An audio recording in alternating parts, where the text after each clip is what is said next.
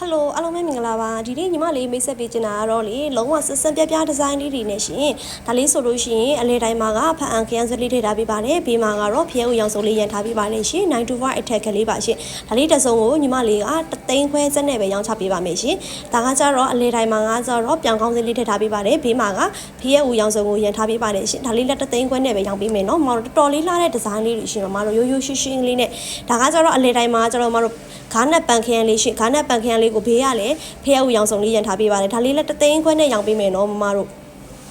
ကဲဒါလေးတွေကကြတော့မတူတဲ့ဒီဇိုင်းလေးအလဲတိုင်းမှာကြတော့ပလဲလေးရှင်ပလဲလေးကတော့ရေချိုမောင်မွေးတဲ့မွေးပလဲလေးထည့်ထားပေးပါတယ်ဒါလေးကကြတော့ဘေးမှာက